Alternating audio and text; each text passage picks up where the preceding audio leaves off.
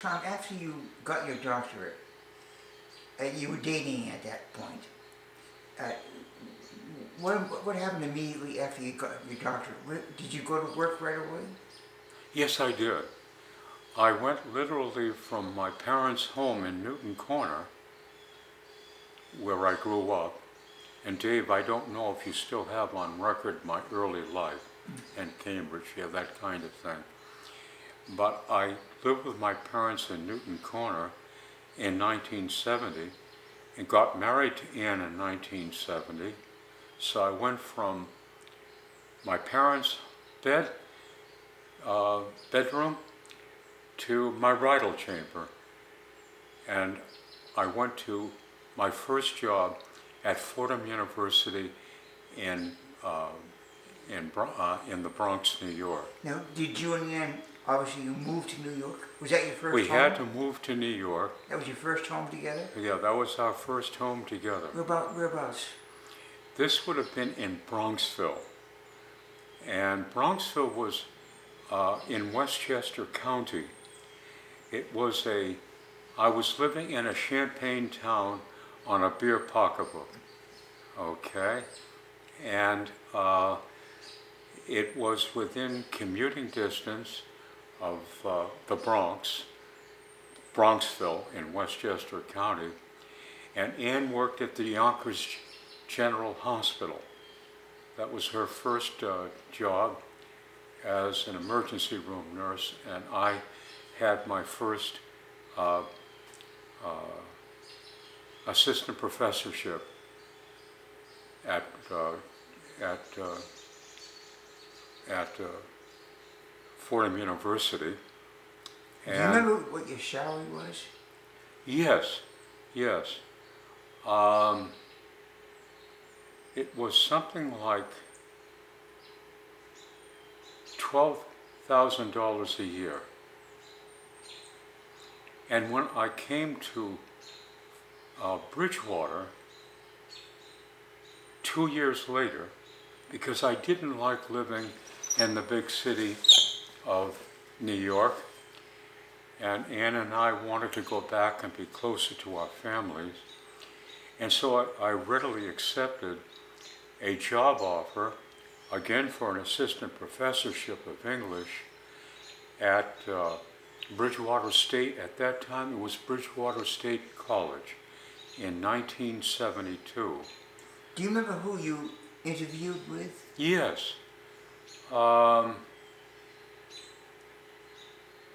The man who was in charge of Canadian Studies. John Myers. No, John Myers' colleague who's passed away in around 1979, and he was the chair of the English department. If you looked it up, Oh, this is Harold Ridline. Harold Ridline. Harold Ridline was my main interviewer, and I met the people in the English department, and they offered me, I began at Fordham, asked about what I earned, $12,500, and I was given $14,500. I got a $2,000 boost in my annual salary in 1972 at Bridgewater State. Did you meet Adrian Rondeau? It was Adrian Rondeau. I met him, and I met his... Lee Harrington? No, Lee Harrington had just left the campus to become president, I think, of Mass Maritime. Mass Maritime. Right. So I missed this legend at Bridgewater State, Lee Harrington, but I did have the president that you mentioned. And what is the name of the education fellowship? He also interviewed me. Stanley Clement? I'm sorry? Stanley Clement? No, it would be Ray Harper? an Italian name, and he would have been the provost, but there was no provost at the time. I see. Okay. All right. And he's the man that offered me the $14,500. Ciccarelli? Yes, Joe Ciccarelli. Ciccarelli. Joe Ciccarelli. Right. And he has the Joe Ciccarelli Annual Education Award, that kind of thing. Right. So you got to meet Joe Ciccarelli, Adrian Rondeau, Yeah, and Harold Ridlon. right. I, I didn't, I wasn't much of a politician on campus, nor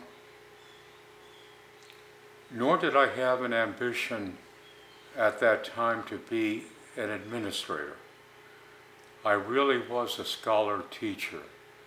I love teaching, still do, and I love scholarship, still do, and I really enjoyed teaching and have always enjoyed teaching the Bridgewater State students. They've been wonderful, and they've been almost always responsive to me in the classroom. How many years? Now you're retired now. I'm retired, and this is my golden anniversary. I'm 51 years I've been in the classrooms at Bridgewater State. I've seen it grow from a small, medium-sized college, Bridgewater State College, to the great university that it has become. And I'll say this, and I'll editorialize right now. I regard the most important life's work I've done as my 51 years at Bridgewater State University. That's where I've had the most impact on people and in my scholarship. I've mentored hundreds and hundreds of undergraduates, and interestingly, almost 2/3 of all of my students during this period, 1972 to today, 2024, 2/3 of almost all my students have been women. So I can honestly say I made a contribution to women's liberation. You did. Tell me, Tom, there was a period where I know you were, after you came to Bridgewater, you had an opportunity in Washington. Tell me about that opportunity. Yes. I was heavily involved not only in teaching, which is the major source of my income, what I do for a living, and teaching has been the area where I've had my greatest, widest impact on people.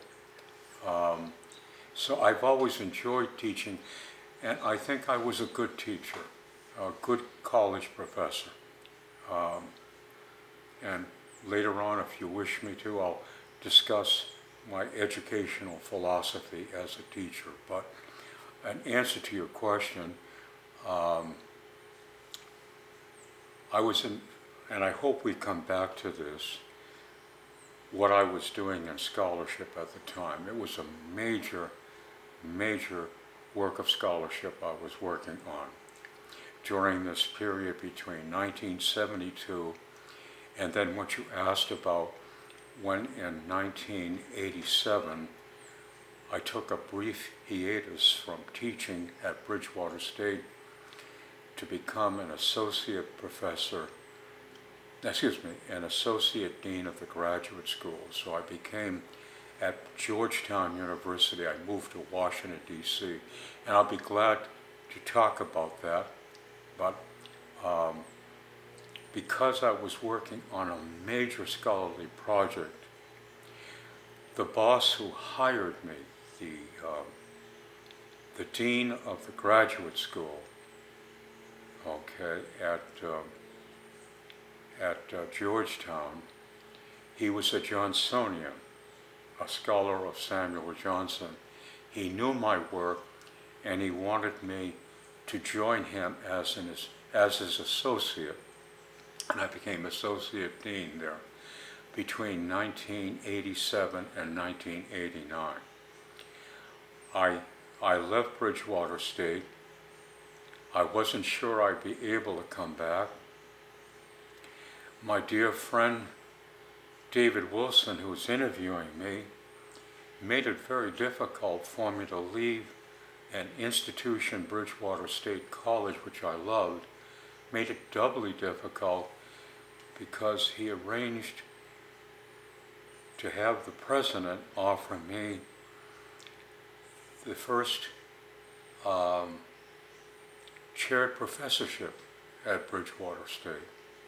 And only because I was committed to going to the other place when I received this offer. And that was the day that I announced to the president I was going to have to leave and go to Georgetown University. Dave calls me up on the phone and offers me this very, very welcome. I was very honored and flabbergasted. And remember, I believe at this point I was an associate professor of English. Okay, so I was on my way to higher things at Bridgewater State when this